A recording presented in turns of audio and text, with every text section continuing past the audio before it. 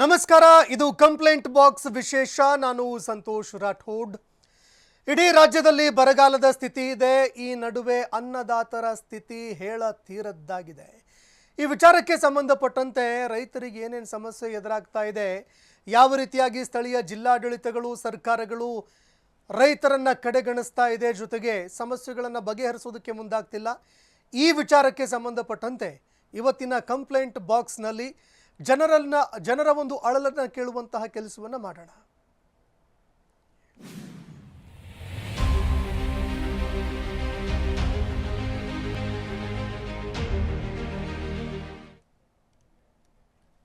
ಬರಗಾಲದ ಭೀತಿಯಲ್ಲಿ ಅನ್ನದಾತರು ಹೈರಾಣಾಗಿ ಹೋಗಿದ್ದಾರೆ. ಮಳೆ ಇಲ್ಲದೆ ಬಿತ್ತನೆ ಸಮಯವೇ ಕೈ ತಪ್ಪು ಹೋಗಿದಂತಹ ಒಂದು ಪರಿಸ್ಥಿತಿ ಎದುರಾಗಿದೆ.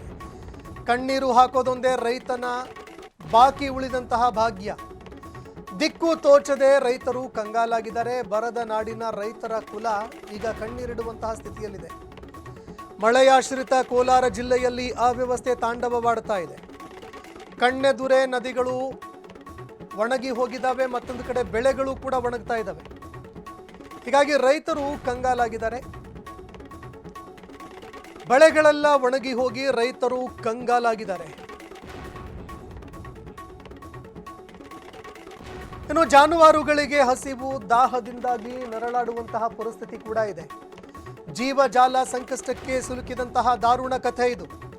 ಅನ್ನದಾತನ ಸಂಕಷ್ಟಕ್ಕೆ ಜಡ ಸರ್ಕಾರ ಸ್ಪಂದಿಸ್ತಾನೇ ಇಲ್ಲ. ಸಂಕಷ್ಟದಲ್ಲಿ ಇರುವಂತಹ ರೈತರ ಅಸಹಾಯಕತೆ ಅದನ್ನು ಕೇಳೋದಕ್ಕೂ ಮುಂದಾಗ್ತಾ ಇಲ್ಲ. ಹನಿ ನೀರಿಲ್ಲದೆ ಭೂತಾಯಿ ಒಂದು ಕಡೆ ಪರದಾಡ್ತಾ ಇದ್ದಾಳೆ. ಬದುಕಿನ ದಾರಿ ಕಾಣದೆ ಕಣ್ಣೀರಲ್ಲಿ ಜನತೆ ಕೈ ತುಳಿತಾ ಇದೆ. ಇನ್ನು ಇತ್ತ ಮುಂಗಾರು ಮಳೆಯೂ ಇಲ್ಲ, ನೆರವಿನ ಹಸ್ತ ಕೂಡ ಇಲ್ಲದೆ ರೈತರು ಕಂಗಾಲಾಗಿದ್ದಾರೆ. ದಿಗ್ಬಂಧನ ಸ್ಥಿತಿಯಲ್ಲಿ ಕೋಲಾರದ ರೈತರ ಬದುಕು ಡೋಲಾಯಮಾನ ಆಗಿದೆ. ಸಾಲದ ಶೂಲಕ್ಕೆ ಸಿಲುಕಿ ಶ್ರಮಜೀವಿ ರೈತ ನಲುಗ್ತಾ ಇದ್ದಾನೆ. ಕೆರೆ ಕುಂಟೆಗಳೆಲ್ಲ ಖಾಲಿಯಾಗಿದ್ದಾವೆ. ರೈತರಲ್ಲಿ ಆತಂಕ ಮೂಡ್ತಾ ಇದೆ. ಇದು ಜಾನುವಾರುಗಳನ್ನು ಎಲ್ಲಿ ಮೇಯಿಸಬೇಕು ಅನ್ನುವಂಥದ್ದೇ ರೈತರಿಗೆ ದೊಡ್ಡ ಚಿಂತೆಯಾಗಿ ಕಾಡ್ತಾ ಇದೆ. ಈ ನಡುವೆ ಅನೇಕ ಸಮಸ್ಯೆಗಳಿದ್ದಾವೆ. ರೈತರ ಈ ನೋವನ್ನು ಆಲಿಸಬೇಕಾಗಿತ್ತು. ಇದರ ಜೊತೆಗೆ ಜಾನುವಾರುಗಳಿಗೆ ಮೇವಿನ ವ್ಯವಸ್ಥೆ ಕೂಡ ಸ್ಥಳೀಯ ಆಡಳಿತ ಮಾಡಬೇಕಾಗಿತ್ತು. ಆದರೆ ಎಲ್ಲದರಲ್ಲೂ ಕೂಡ ಯಾವುದೇ ಕೆಲಸಗಳು ಆಗದೇ ಇರುವಂತಹ ಸ್ಥಿತಿ. ಬರದ ಬೇಗೆಯಲ್ಲಿ ಬೇಯ್ತಾ ಇದೆ ಕೋಲಾರ ಜಿಲ್ಲೆ. ಸರ್ಕಾರದ ಮೌನ ಧೋರಣೆಗೆ ತೀವ್ರ ಖಂಡನೆ ವ್ಯಕ್ತವಾಗ್ತಾ ಇದೆ. ಆಕಾಶದತ್ತ ಮುಖ ಮಾಡಿ ಕಣ್ಣುಗಳು ಸುಸ್ತಾಗಿದ್ದಾವೆ. ಮಳೆಯಾಶ್ರಿತ ಕೃಷಿಕನಿಗೆ ಅಕ್ಷರಶಃ ಅಗ್ನಿ ಪರೀಕ್ಷೆ. ಮಣ್ಣಿನ ಮಕ್ಕಳ ನಲ್ಮೆಯ ಭೂಮಿ ಒಣಗೋಗಿದೆ. ಗೋಳಿನ ಕಥೆಯನ್ನ ಕೇಳೋರಿಲ್ದೆ ಕೃಷಿಕ ಕಣ್ಣೀರು ಇಡುವಂತಹ ಪರಿಸ್ಥಿತಿ ಇದೆ. ಇನ್ನು ರೈತರು ಕಣ್ಣೀರು ಇಡುವಂತಹ ಪರಿಸ್ಥಿತಿ ಎದುರಾಗ್ತಾ ಇದೆ. ಬದುಕಿ ಉಳಿಯೋದೇ ಸವಾಲಾಗಿದೆ ಇವತ್ತಿನ ಪರಿಸ್ಥಿತಿ. ಸರ್ಕಾರವೇ ನಮ್ಮನ್ನ ಕಾಪಾಡಬೇಕು ಎನ್ನುವಂತಹ ಅಳಲನ್ನ ರೈತರು ತೋಡ್ಕೊಳ್ತಾ ಇದ್ದಾರೆ. ಬರದ ನಾಡಿನ ರೈತರು ಕಣ್ಣೀರಿಟ್ಟಿದ್ದಾರೆ. ಅನ್ನದಾತನ ಬದುಕಿನಲ್ಲಿ ಕತ್ತಲು ಕವಿದಿದೆ. ಈಗ ಕಾಲಕ್ಕೆ ಮಳೆ ಇಲ್ಲದೆ ಕಂಗೆಟ್ಟಿದ್ದಾರೆ ರೈತರು. ಸಂಕಷ್ಟದ ಸುಳಿಗೆ ಸಿಲುಕಿದ ಕುಟುಂಬಗಳು ಪರದಾಡುವಂತಹ ಪರಿಸ್ಥಿತಿ ನಿರ್ಮಾಣ ಆಗಿದೆ. ಇನ್ನು ಬೆಳೆ ಹಾಗೂ ರಾಸುಗಳು ಬಾಯಾರಿ ಒಣಗ್ತಾ ಇದ್ದಾವೆ. ಜೀವದ ಜೀವಾಳವೇ ಕರಗಿ ಹೋಗ್ತಾ ಇರುವಂತಹ ದೃಶ್ಯ ಮನಕಲುಕುವಂತಿದೆ. ರೈತನ ಗೋಳು ಸರ್ಕಾರದ ಕಿವಿಗೆ ಬೀಳ್ತಾ ಇಲ್ವಾ? ಆಡಳಿತ ಯಂತ್ರದ ನಿರ್ಲಕ್ಷ್ಯಕ್ಕೆ ಜನರ ಆಕ್ರೋಶ ತೀವ್ರವಾಗ್ತಾ ಇದೆ. ಬರದ ಕರಾಳ ಛಾಯೆ ಜಿಲ್ಲೆಯಾದ್ಯಂತ ಆವೃತ ಆಗಿದೆ. ತುರ್ತು ಪರಿಹಾರಕ್ಕಾಗಿ ಆಗ್ರಹಗಳು ಮುಗಿಬೀಳ್ತಾ ಇದೆ. ಕೈಯಲ್ಲಿ ಕೆಲಸ ಇಲ್ಲ, ಬಾಯಲ್ಲಿ ಅನ್ನ ಇಲ್ಲ. ಅತಿಥಿಯಂತೆ ಬಂದು ಕಾಡ್ತಾ ಇರುವಂತಹ ಭೀಕರ ಬರ ಹಿಂಡಿ ಹಿಪ್ಪೆ ಮಾಡ್ತಾ ಇದೆ. ಕೂಡಲೇ ಸ್ಪಂದಿಸದೇ ಇದ್ರೆ ಉಗ್ರ ಹೋರಾಟ ಮಾಡ್ತೀವಿ ಅಂತ ಎಚ್ಚರಿಕೆ ಕೊಟ್ಟಿದ್ದಾರೆ. ಸರ್ಕಾರದ ವಿರುದ್ಧ ಮುಗಿ ಬೀಳೋದಕ್ಕೆ ರೈತರು ಸಿದ್ಧರಾಗಿದ್ದಾರೆ. ಇನ್ನು ಸರ್ಕಾರದ ವಿರುದ್ಧ ಮುಗಿ ಬೀಳೋದಕ್ಕೆ ರೈತರು ಸಿದ್ಧವಾಗ್ತಾ ಇದ್ದಾರೆ. ಕೂಡಲೇ ನಮ್ಮ ಸಮಸ್ಯೆಯನ್ನ ಬಗೆಹರಿಸಬೇಕು, ಇಲ್ಲದೆ ಹೋದ್ರೆ ಸರ್ಕಾರಕ್ಕೆ ತಕ್ಕ ಪಾಠ ಕಲಿಸಬೇಕಾಗತ್ತೆ ಅಂತ ಎಚ್ಚರಿಕೆಯನ್ನು ಕೊಡ್ತಾ ಇದ್ದಾರೆ. ಇದರ ಜೊತೆಗೆ ಹೋರಾಟ ಮಾಡುವ ಒಂದು ಎಚ್ಚರಿಕೆಯನ್ನು ಕೂಡ ಕೊಟ್ಟಿದ್ದಾರೆ ರೈತರು. ಕೂಡಲೇ ರೈತರ ಸಮಸ್ಯೆಗಳನ್ನು ಬಗೆಹರಿಸಬೇಕು ಅಂತ ರೈತರು ಮನವರಿಕೆ ಮಾಡ್ತಾ ಇದ್ದಾರೆ, ಬೇಡಿಕೆಗಳನ್ನು ಇಡ್ತಾ ಇದ್ದಾರೆ. ಇನ್ನು ಒಂದೆಡೆ ರಾಜ್ಯದ ಹಲವಾರು ಜಿಲ್ಲೆಗಳಲ್ಲಿ ಅತಿಯಾಗಿರುವ ಮಳೆಯಾಗಿ ಪ್ರವಾಹದ ಪರಿಸ್ಥಿತಿ ನಿರ್ಮಾಣ ಆಗಿದ್ರೆ ಮತ್ತೊಂದು ಕಡೆ ಕರುನಾಡಿನ ಅನ್ನದಾತರಿಗೆ ಬರಗಾಲದ ಕಪ್ಪು ನೆರಳು ಆವರಿಸಿಕೊಳ್ತಾ ಇದೆ. ಇದು ಬರದನಾಡು ಕೋಲಾರ ಜಿಲ್ಲೆಯ ರೈತರ ಕಣ್ಣೀರಿನ ಕತೆ. ಮುಂಗಾರು ಅವಧಿ ಮುಗಿಯುತ್ತಾ ಬಂದರೂ ಕೂಡ ಹನಿ ಮಳೆ ಇಲ್ಲ. ಬಿತ್ತನೆ ಮಾಡೋದಕ್ಕೆ ಜಮೀನು ಹದಗೊಳಿಸೋದಕ್ಕೂ ಸಾಧ್ಯವಾಗದೆ ರೈತರು ದಾರಿ ಕಾಣದೆ ಕಂಗಾಲಾಗಿದ್ದಾರೆ. ಮಳೆಯನ್ನೇ ನಂಬಿ ಬದುಕುವ ಅನ್ನದಾತ ಈ ಬಾರಿ ಹೊಟ್ಟೆಗೆ ಏನು ಮಾಡಬೇಕು, ಜಾನುವಾರುಗಳನ್ನು ಹೇಗೆ ಸಾಕಬೇಕು ಅಂತ ದಿಕ್ಕು ತೋಚದೆ ಆಕಾಶದ ಕಡೆಗೆ ಮುಖ ಮಾಡಿದ್ದಾನೆ. ಕೋಲಾರದ ರೈತರು ಫ್ರೀಡಂ ಟಿವಿ ಕಂಪ್ಲೇಂಟ್ ಬಾಕ್ಸ್ ಮುಖಾಂತರವಾಗಿ ಸರ್ಕಾರಕ್ಕೆ, ಜಿಲ್ಲಾಡಳಿತಕ್ಕೆ ನೀಡಿರುವಂತಹ ದೂರು ಇಲ್ಲಿದೆ. ನೋಡಿ ಈ ವಿಶೇಷ ವರದಿಯನ್ನು.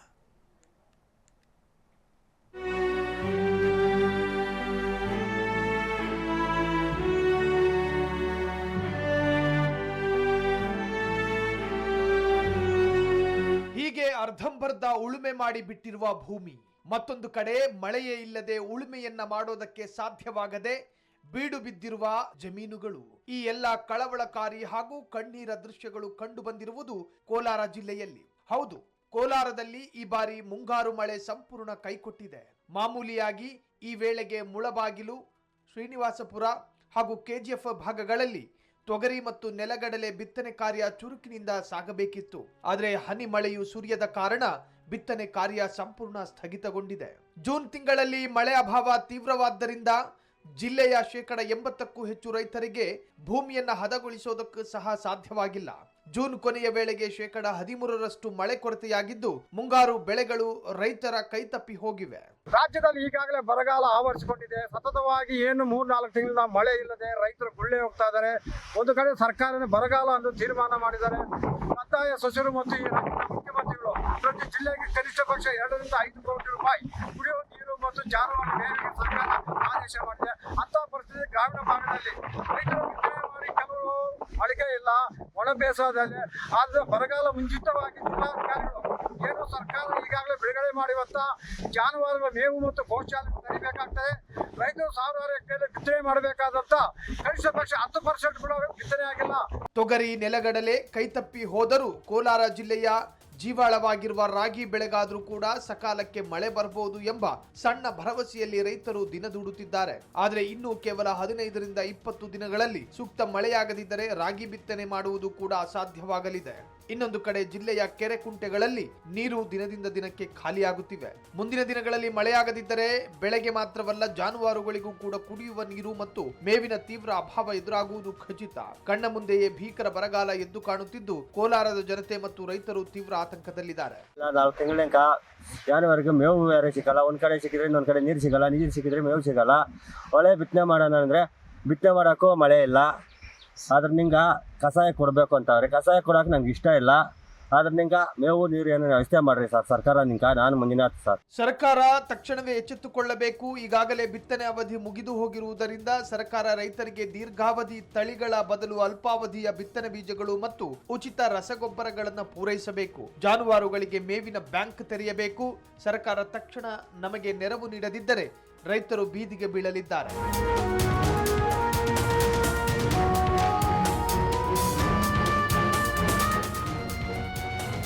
ಒಟ್ಟಿನಲ್ಲಿ ಕೋಲಾರ ಜಿಲ್ಲೆಯಾದ್ಯಂತ ಬರಗಾಲದ ಕಪ್ಪು ನೆರಳು ಆವರಿಸಿದೆ. ಮುಂಬರುವ 15 ರಿಂದ 20 ದಿನಗಳು ಅತ್ಯಂತ ನಿರ್ಣಾಯಕವಾಗಿದ್ದು ಮಳೆ ಬಾರದಿದ್ದರೆ ಪರಿಸ್ಥಿತಿ ಸಂಪೂರ್ಣ ಕೈ ಮೀರಿ ಹೋಗಲಿದೆ. Venkatesh, freedom TV, Kolar.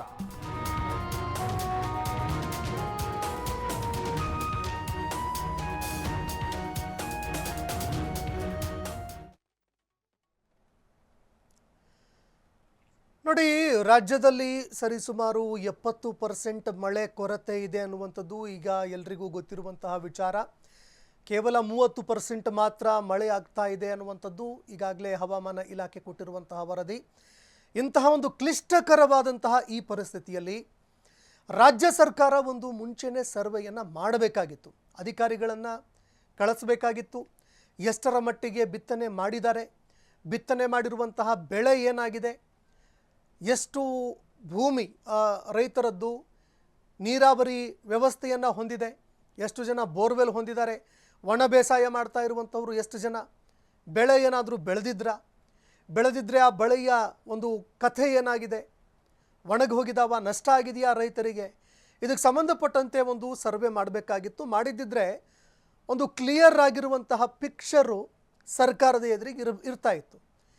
ಏನು ಮಾಡಬೇಕು ಮುಂದೆ ಅನ್ನುವಂತಹ ಒಂದು ವಿಚಾರಕ್ಕೆ ಸಂಬಂಧಪಟ್ಟಂತೆ ಕೂಡ ಪ್ಲ್ಯಾನ್ಗಳನ್ನು ರೂಪಿಸೋದಕ್ಕೂ ಸರ್ಕಾರಕ್ಕೆ ಆಗ್ತಾ ಇತ್ತು. ಆದರೆ ಎಲ್ಲೋ ಒಂದೆಡೆ ಸರ್ಕಾರ ಈ ಒಂದು ವಿಚಾರದಲ್ಲಿ ನಿರ್ಲಕ್ಷ್ಯ ವಹಿಸಿದೆ ಅನ್ನುವಂಥದ್ದು ಸ್ಪಷ್ಟವಾಗಿ ಗೋಚರ ಆಗ್ತಾ ಇದೆ. ಸ್ಥಳೀಯ ಅಧಿಕಾರಿಗಳು ಕೂಡ ಇದರ ಬಗ್ಗೆ ಮುತುವರ್ಜಿ ವಹಿಸಿಲ್ಲ. ಈ ವಿಚಾರಕ್ಕೆ ಸಂಬಂಧಪಟ್ಟಂತೆ ಮಾತಾಡೋದಕ್ಕೆ ರೈತ ಮುಖಂಡ ಆಗಿರುವಂತಹ ಶ್ರೀನಿವಾಸ್ ಗೌಡ ಅವರು ಫೋನ್ ಸಂಪರ್ಕದಲ್ಲಿ ಜಾಯ್ನ್ ಆಗಿದ್ದಾರೆ. ಶ್ರೀನಿವಾಸ್ ಗೌಡ ಸರ್, ನಮಸ್ಕಾರ. ನಮಸ್ಕಾರ ಸರ್. ಈಗ ಬರಗಾಲದ ಪರಿಸ್ಥಿತಿ ಇದೆ, ಎಲ್ರಿಗೂ ಗೊತ್ತಿರುವಂತಹ ವಿಚಾರ. ಈಗ ಸದ್ಯಕ್ಕೆ ರೈತರು ಏನು ಸಮಸ್ಯೆಯನ್ನು ಎದುರಿಸ್ತಾ ಇದ್ದಾರೆ, ಅಧಿಕಾರಿಗಳು ಏನಾದರೂ ಈ ಬಗ್ಗೆ ಗಮನ ಹರಿಸಿದಾರಾ? ಯಾರಾದರೂ ನಿಮ್ಮನ್ನು ಕಾಂಟ್ಯಾಕ್ಟ್ ಮಾಡಿ ಮಾತಾಡಿದಾರಾ? ಸರ್ವೆ ಗಿರ್ವೆ ಏನಾದರೂ ಆಗಿದೆಯಾ? ಈ ಬಗ್ಗೆ ಮಾತಾಡೋದಾದ್ರೆ ಸರ್. ಸರ್, ಅಧಿಕಾರಿಗಳು ಕೋಲಾರ ಜಿಲ್ಲೆಯಲ್ಲಿ ಬದುಕಿದ್ದಾರೆ ಅನ್ನೋದೇ ಡೌಟ್. ಹಾ, ಕೋಲಾರ ಜಿಲ್ಲೆಯಲ್ಲಿ ಬದುಕಿಲ್ಲ ಅಂತೇಳಿ ನಮ್ಗಂತೂ ಗ್ಯಾರಂಟಿ ಹಾ, ಇಲ್ಲ. ಬದುಕಿಲ್ಲ, ಇಲ್ಲ ಅಂದ್ರೆ ಎಲ್ಲೋ ಎಣ್ಣೆ ಕುಡ್ಕೊಂಡು ಎಲ್ಲೋ ಮನೆಗಳಲ್ಲಿ ಇದ್ದೋಗಿದ್ದಾರೆ ಅಂತ ಒಂದು ಡೌಟು. ಕಾರಣ ಏನಂದ್ರೆ, ರೈತ ಒಂದ್ ಕಡೆ ಬರಗಾಲ ಮತ್ತು ಒಂದ್ ಕಡೆ ಬೆಳೆದಿದ್ದ ಬೆಳೆಗೆ ರೇಟ್ ಇಲ್ಲದೆ ಸಾಯ್ತಾ ಇದ್ರೆ, ಒಬ್ಬೇ ಒಬ್ಬ ಅಧಿಕಾರಿ ಕನಿಷ್ಠ ಪಕ್ಷ ಹಳ್ಳಿಗಳು ಹೆಂಗವಪ್ಪ ಅಂತ ತಿರುಗಿ ನೋಡೋನಿಲ್ಲ. ಇನ್ನು ರಾಜಕಾರಣಿಗಳು ಏನಾಗಾರ, ಆರು ಕ್ಷೇತ್ರದ ರಾಜಕಾರಣಿಗಳು ಭೂಮಾಫಿಯಾದಲ್ಲಿ ಅವರು ಬ್ಯುಸಿ ಆಗಿದ್ದಾರೆ. ಅವರು ಯಾಕಂದ್ರೆ ರೈತನ ಕಡೆ ಒಲವು ಕೊಡ್ತಿಲ್ಲ. ಅವ್ರೇನಿದ್ರು ಯಾರೋ ಬೆಂಗಳೂರಲ್ಲಿ ಬಂದ, ಅವ್ನ್ ಸರ್ಕಾರಿ ಭೂಮಿ ಮಾಡ್ದ, ಅವ್ನಿಗೇನೋ ಮಾಡ್ದ, ಅದ್ರಲ್ಲಿ ಬ್ಯುಸಿ ಇದಾರೆ. ನಾವ್ ಯಾರಿಗೆ ಹೇಳ್ಬೇಕು ಈ ಗೋಳು? ನಮ್ಮ ಗೋಳು ಕೇಳೋರು ಯಾರು? ಇಂಥ ಮಳೆಗಾಲದಲ್ಲೇ ಕುಡಿಯಕ್ಕೆ ಕೆಲವು ಹಳ್ಳಿಗಳಲ್ಲಿ ಈಗಾಗಲೇ ಕುಡಿಯಕ್ಕೆ ನೀರಿಗೆ ಅಭಾವ ಆಗಿದೆ. ಇನ್ನು ವ್ಯವಸಾಯ ಅಂತೂ ಕೇಳೋದ್ ಬೇಡ. ಒಂದ್ ಕಡೆ ನೀರ್ಗೆ ಅಭಾವ, ಒಂದ್ ಕಡೆ ವಿದ್ಯುತ್ಗೆ ಅಭಾವ, ಒಂದ್ ಕಡೆ ಬೆಳೆದ ಬೆಳೆ ನೆತ್ಕೊಂಡು ಬೀದಿಯಲ್ಲಿ ಬಿಸಾಕ್ತಾ ಇದ್ರಿ. ಈಗಾಗಲೇ ನೀವು ನೋಡ್ತಾ ಇದ್ರಿ ಮಾವು ಟಮಾಟೋಗೆ ಏನ್ ಪರಿಸ್ಥಿತಿ ಬಂದಿದೆ ಅಂತೇಳಿ. ಕನಿಷ್ಠ ಪಕ್ಷ ನೀವೇನಪ್ಪ ಏನೋ ತೊಂದರೆ ಆಗಿದೆ, ನೀವೇನು ಆತ್ಮಹತ್ಯೆ ಗಿತ್ಮಹತ್ಯೆ ಮಾಡ್ಕೋಬೇಡ್ರಿ ಅಂತೇಳಿ ಸಮಾಧಾನ ಹೇಳಕ್ಕೂ ಒಬ್ಬ ಅಧಿಕಾರಿ ಗತಿ ಇಲ್ಲ ಕೋಲಾರ ಜಿಲ್ಲೆಯಲ್ಲಿ. ಇದನ್ನೇನ್ ಕೋಲಾರ ಜಿಲ್ಲೆ ಅಂತಾರೋ ಏನಂತಾರೋ ನಮ್ಗಂತೂ ಅರ್ಥ ಆಗ್ತಿಲ್ಲ ಸರ್. ಸುಮ್ನೆ ಇದಕ್ಕೊಂದು ಚುನಾಯಿತ ಪ್ರತಿನಿಧಿಗಳು, ಅವ್ರಿಗೊಂದು ಕಾರು, ಅವ್ರಿಗೊಂದು ನಮ್ಮ ತೆರಿಗೆಯಲ್ಲಿ ಒಂದು ಸಂಬಳ ಕೊಡ್ತಾ ಇದ್ರೆ ಹೊರತುನು ರೈತಾಪಿ ಮತ್ತು ಕೂಲಿ ಕಾರ್ಮಿಕರಿಗಂತೂ ಏನು ಉಪಯೋಗ ಇಲ್ಲ ಅಂತ ಹೇಳ್ತೀವಿ. ಅನಾಥ ಭಾವ ಕಾಡ್ತಾ ಇದೆಯಾ ಇವತ್ತು ರೈತರಿಗೆ ಅಂತ? ಅನಾಥ ಭಾವ ಅಲ್ಲ. ನಾವ್ ಯಾರನ್ನ ಕೇಳ್ಕೊಬೇಕು, ಅನ್ನೋದೇ ಒಂದು ನಮ್ಗೆ ಇನ್ನು ಆಲೋಚನೆಗೆ ಬರ್ತಾ ಇಲ್ಲ. ಅಲ್ಲಿ ಮುಖ್ಯಮಂತ್ರಿ ಹೇಳ್ತಾರೆ ನಿಮ್ಗೇನಾದ್ರು ತೊಂದ್ರೆ ನಾನು ಕರೆ ಮಾಡ್ರಿ ಅಂತೇಳಿ, ಇಲ್ಲಿ DC ಹೇಳ್ತಾರೆ ನೋಡ್ರಿ ಅಂತೇಳಿ. ಸರ್, ಕಚೇರಿಗೆ ಹೋದ್ರೆ ಒಬ್ಬರು ಇರೋದಿಲ್ಲ. ಹೋಗಿ ಕಚೇರಿಗೆ ಹೋದ್ರೆ ಬರೀ ಕೈಯಲ್ಲಿ ಹೋದ್ರೆ ಯಾರು ಮಾತಾಡ್ಸೋದು ಕೂಡ ಇಲ್ಲ ಸರ್. ಜೋಬ್ ತೂಕ ಎತ್ಕೊಂಡು ಹೋಗ್ಬೇಕು. ನಮ್ ಜೋಬ್ ತೂಕ ಇದ್ರೆ ಮಾತ್ರ ಸ್ವಲ್ಪ ಚೇರ್ ಹಾಕಿ ಏನಪ್ಪಾ ನಿಮ್ ಕಷ್ಟ ಅಂತ ಕೇಳ್ತಾರೆ. ಈ ಪರಿಸ್ಥಿತಿ ಇದೆ ಸರ್ ಕೋಲಾರ ಜಿಲ್ಲೆಯಲ್ಲಿ. ಅಲ್ಲ ಶ್ರೀನಿವಾಸ್ ಸರ್, ಇನ್ನೊಂದು ನಮಗಿಲ್ಲಿ ಗೊತ್ತಾಗದೇ ಇರೋದೇನಂದ್ರೆ, ಒಂದು ಸರ್ವೆ ಅಂತ ಮಾಡಿದಾಗ ಏನಾಗಿದೆ ನದಿ ಕೊಳ್ಳಗಳದ್ದು ಒಂದು ಪರಿಸ್ಥಿತಿ, ರೈತರು ಎಷ್ಟು ಜನ ಬೆಳೆ ಬೆಳೆದ್ರು, ಎಷ್ಟು ಜನ ಬೆಳೆದಿಲ್ಲ, ಶಾರ್ಟ್ ಟರ್ಮ್ಗೆ ನಾವು ಏನು ಮಾಡಬೇಕು, ರೈತರಿಗೆ ಹೆಂಗೆ ಗೈಡ್ ಮಾಡಬೇಕು, ಇದು ಯಾವುದು ಡೇಟಾನೇ ಇಲ್ಲದೆ ಮುಂದಿನ ದಿನಗಳಲ್ಲಿ ಇವರು ಹೇಗೆ ಬರ ಎದುರಿಸ್ತಾರೆ ಅಂತ. ಸರ್, ನದಿ ಕೊಳ್ಳಗಳು ಆಗಾಗ್ಲೇ ಎಲ್ಲ ಮುನ್ಸಿಪಾಲಿಟಿ ಕಸ ತಗೊಂಡಾಗ ತುಂಬ್ತಾ ಇದಾರೆ. ಅದಕ್ಕೂ ಅಧಿಕಾರಿಗಳು ಸಹಾಯ. ಇನ್ನ ಇವ್ರು ಸರ್ವೆ ಮಾಡೋದು ಎಲ್ಲಿ ಗೊತ್ತೇನು ಸರ್? ಇಲ್ಲ ಡಾಬಾದಲ್ಲಿ ಕುತ್ಕೊಂಡು, ಇಲ್ಲ ಆಫೀಸಲ್ಲಿ ಕುತ್ಕೊಂಡು, ಯಾರ ಊರಲ್ಲಿ ಒಬ್ಬ ಈ ದಲ್ಲಾಳಿ ಇರ್ತಾನಲ್ಲ, ಅದು ಕಚೇರಿಗೆ ಓಡಾಡೋ ದಲ್ಲಾಳಿ, ಅವನ್ ಕರ್ಸ್ಕೊಂಡ್ಬಿಟ್ಟು ನಿಮ್ಮೂರಲ್ಲಿ ಎಷ್ಟು ಕೆರೆ ಇದೆ, ನಿಮ್ಮೂರಲ್ಲಿ ನೀರಿನ ಮೂಲ ಏನು, ನಿಮ್ಮೂರಲ್ಲಿ ಏನೇನಾಗಿದೆ ಅವನ್ ಕೇಳ್ಕೊಂಡು ಇವ್ರು ಡಾಟಾ ತುಂಬಸ್ತಾರೆ. ಇದು ಸರ್ ಬರಗಾಲದ ಅಧ್ಯಯನ. ಹೌದು ಸರ್.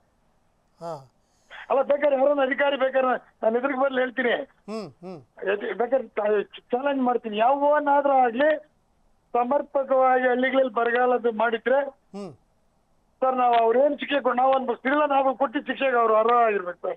ಹೌದು. ಈಗ ಶ್ರೀನಿವಾಸ್ ಗೌಡ ಸರ್, ಮತ್ತೊಂದು ಕೂಡ ಇದೆ. ರೈತರು ಈಗಾಗಲೇ ನಾವು ನೋಡ್ತಾ ಇದ್ದೀವಿ, ತುಂಬ ದುಃಖ ಆಗುತ್ತೆ.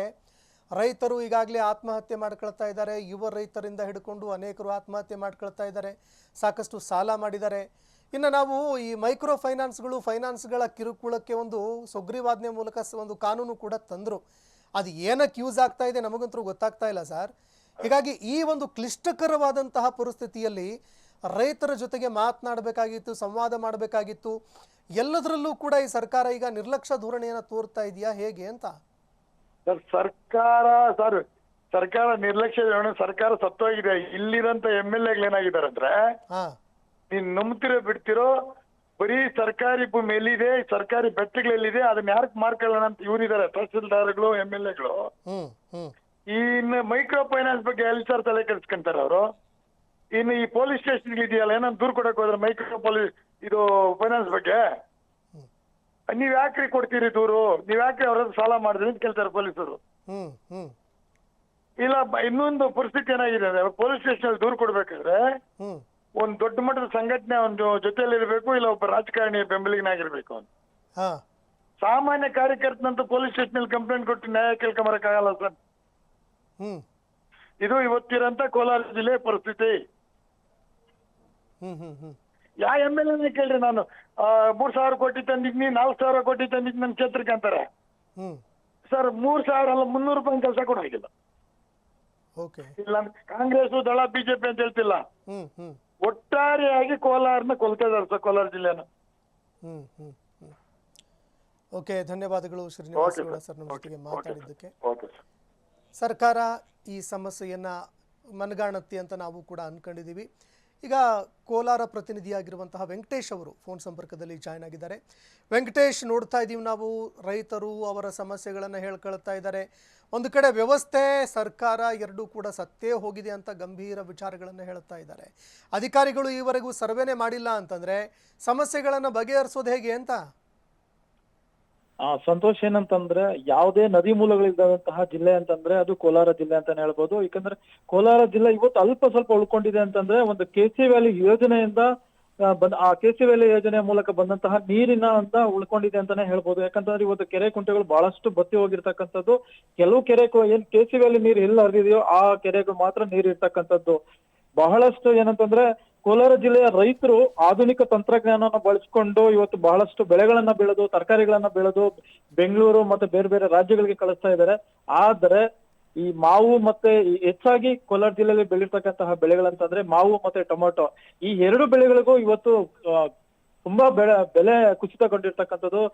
ಈ ಮಾವು ಮತ್ತೆ ಟೊಮೆಟೊ ಬೆಳೆದಂತ ರೈತರು ಬಹಳಷ್ಟು ಕಣ್ಣೀರಾಗ್ತಾ ಇದ್ದಾರೆ.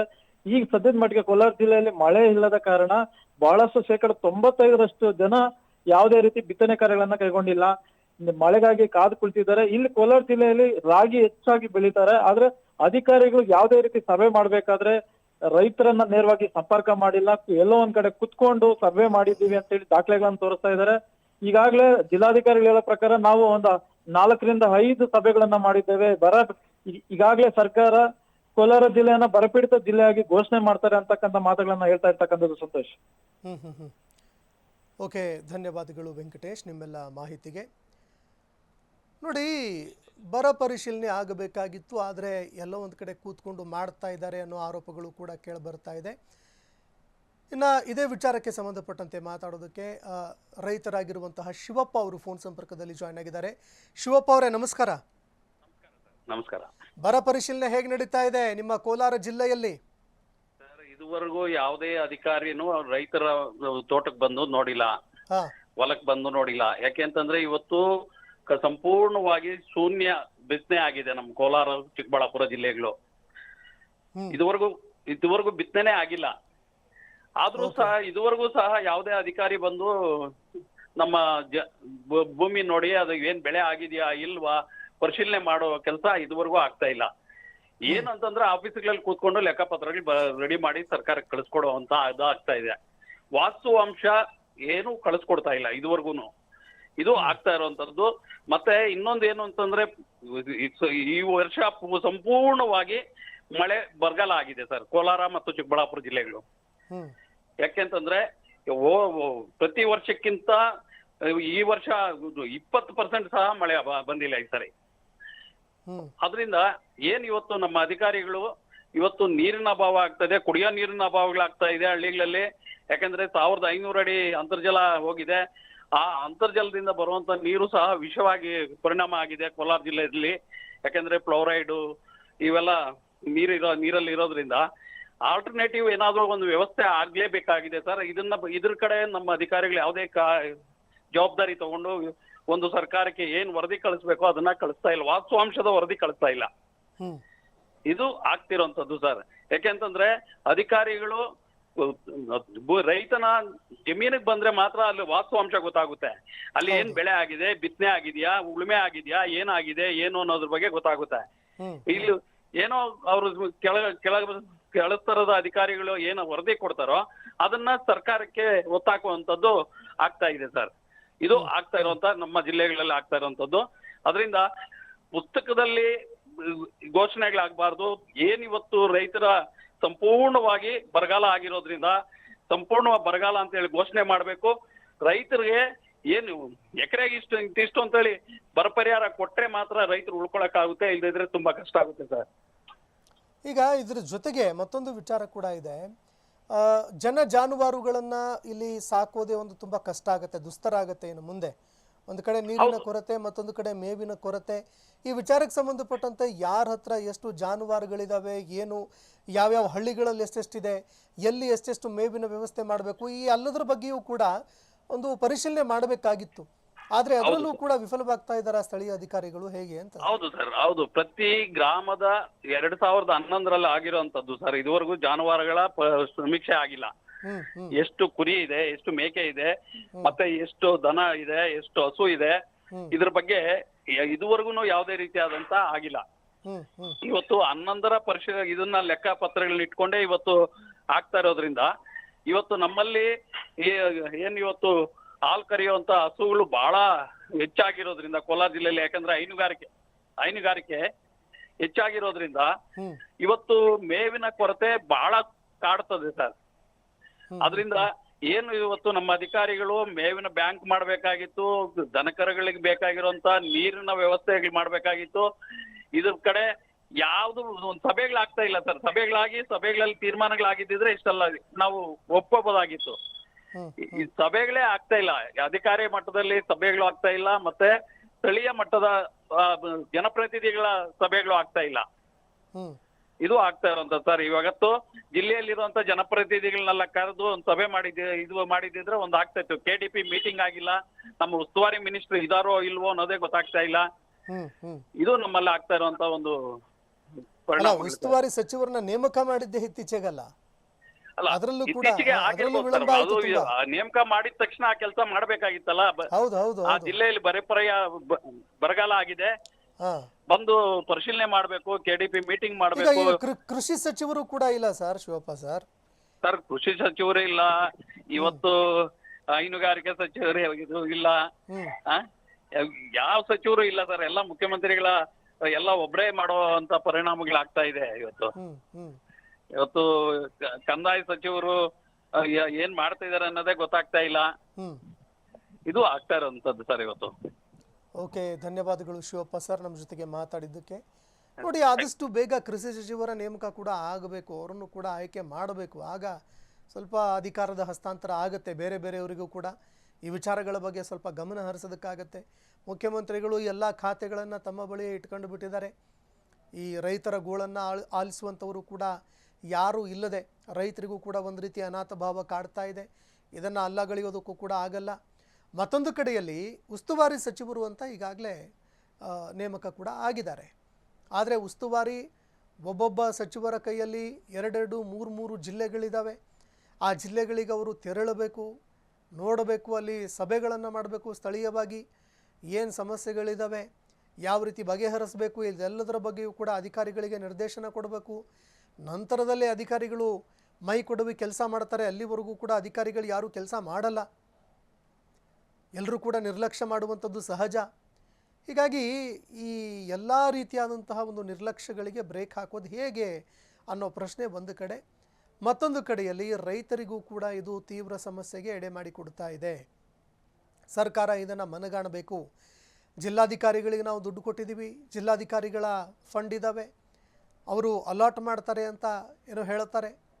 ಆದರೆ ಜಿಲ್ಲಾಧಿಕಾರಿಗಳು ಕೂಡ ಸ್ವತಂತ್ರರಾಗಿ ಏನು ಮಾಡೋದಕ್ಕೆ ಶಕ್ಯವಿಲ್ಲ. ಎಲ್ಲಿವರೆಗೆ ಸರಿಯಾದ ರೀತಿಯಲ್ಲಿ ಒಂದು ಸರ್ವೆ ಆಗಲ್ಲ, ಬರ ಪರಿಸ್ಥಿತಿ ಯಾವ ರೀತಿಯಾಗಿದೆ, ಎಷ್ಟರ ಮಟ್ಟಿಗೆ ತೀವ್ರವಾಗಿದೆ, ಯಾವ್ಯಾವ ಭಾಗದಲ್ಲಿ ಅತಿ ಹೆಚ್ಚು ಸಮಸ್ಯೆಗಳಿದ್ದಾವೆ, ಇದು ಯಾವುದನ್ನು ಸರಿಯಾಗಿ ಒಂದು ಸರ್ವೆನೇ ಮಾಡದೆ, ಒಂದು ಕ್ಲಿಯರ್ ಪಿಕ್ಚರ್ ಇಲ್ಲದೆ ಬರಗಾಲವನ್ನು ಎದುರಿಸುವಂಥದ್ದು ತುಂಬ ಕಷ್ಟ ಆಗುತ್ತೆ. ಹೀಗಾಗಿ ಸ್ಥಳೀಯ ಅಧಿಕಾರಿಗಳು ಎಲ್ಲೋ ಒಂದು ಕಡೆ ಚಾವಡಿಯಲ್ಲಿ ಕೂತ್ಕೊಂಡು, ಯಾವುದೋ ಒಂದು ಕಟ್ಟೆ ಮೇಲೆ ಕೂತ್ಕೊಂಡು ಅಥವಾ ಯಾವುದೋ ಒಂದು ಟೀ ಶಾಪಲ್ಲಿ ಕೂತ್ಕೊಂಡು ಬರ ಪರಿಶೀಲನೆ ಮಾಡುವಂಥದ್ದಲ್ಲ. ಮನೆ ಮನೆಗೂ ಕೂಡ ತೆರಳಬೇಕು, ಪ್ರತಿ ಹಳ್ಳಿಗೂ ಹೋಗಬೇಕು, ಪ್ರತಿಯೊಂದು ಕೆರೆ ಕಟ್ಟೆಗಳನ್ನು ವೀಕ್ಷಣೆ ಮಾಡಬೇಕು. ಹೂಳೇನಾದರೂ ಇದ್ದರೆ ಹೂಳನ್ನು ತೆರವು ಮಾಡುವಂತಹ ಕಾರ್ಯಾಚರಣೆ ಇದೇ ಒಂದು ಬರದ ಸಂದರ್ಭದಲ್ಲಿ ಮಾಡಿಬಿಡಬೇಕು. ಆಗ ಮುಂದಿನ ದಿನಗಳಲ್ಲಿ ಮಳೆಯಾದಾಗ ಯಥೇಚ್ಛವಾಗಿ ಅಲ್ಲಿ ನೀರು ಸಿಗುತ್ತೆ, ತುಂಬಿಸೋದಕ್ಕೆ ಸಾಧ್ಯ ಆಗುತ್ತೆ. ಇಲ್ಲದೆ ಹೋದರೆ ಈ ಸಮಸ್ಯೆ ಮತ್ತೆ ಮುಂದುವರಿಯುತ್ತೆ, ರೈತರು ಮತ್ತಷ್ಟು ಸಂಕಷ್ಟಕ್ಕೆ ಸಿಲುಕ್ತಾರೆ. ಅದರಲ್ಲೂ ಗ್ರಾಮೀಣ ಭಾಗದಲ್ಲಿ ಇರುವಂತಹ ಜನ ಕುಡಿಯೋ ನೀರಿಗಾಗಿ ಪರದಾಡುವಂತಹ ಒಂದು ಪರಿಸ್ಥಿತಿ ಖಂಡಿತವಾಗಿಯೂ ಕೂಡ ಮುಂದುವರಿಯುತ್ತೆ. ಹಾಗಾಗಿ ತುರ್ತಾಗಿ ಈ ಸಮಸ್ಯೆಗಳನ್ನು ಮನಗಾಣಬೇಕು ಸರ್ಕಾರ. ಮೊದಲು ಆ ಸಮಸ್ಯೆಗಳನ್ನು ಬಗೆಹರಿಸೋದಕ್ಕೆ ಮುಂದಾಗಬೇಕು. ಸ್ಥಳೀಯ ರೈತ ಮುಖಂಡರು ಯಾರಿದ್ದಾರೆ ಅವರ ಜೊತೆ ಸಭೆಯಾಗಬೇಕು. ಸ್ಥಳೀಯವಾಗಿ ಯಾರು ರೈತರಿದ್ದಾರೆ ಅವರ ಜೊತೆಗೆ ಸಭೆಯಾಗಬೇಕು, ಅವರ ಜೊತೆ ಮಾತುಕತೆಗಳನ್ನು ನಡೆಸಬೇಕು. ಆಗ ಸಹಜವಾಗಿ ಪರಿಹಾರವನ್ನು ಕಂಡುಕೊಳ್ಳೋದಕ್ಕೆ ಸಾಧ್ಯ ಆಗುತ್ತೆ. ರೈತರು ಆತ್ಮಹತ್ಯೆ ಮಾಡ್ಕೊಳ್ತಾ ಇದ್ದಾರೆ, ಸಾಲ ಮಾಡ್ಕೊಂಡಿದ್ದಾರೆ ತುಂಬ. ಆ ವಿಚಾರಕ್ಕೆ ಸಂಬಂಧಪಟ್ಟಂತೆ ಅವರಿಗೆ ಧೈರ್ಯ ತುಂಬಬೇಕು. ಇದರ ಜೊತೆಗೆ ರೈತರು ಯಾರಿರ್ತಾರೆ ಆ ರೈತರ ಜೊತೆಗೆ ಮಾತನಾಡಬೇಕು.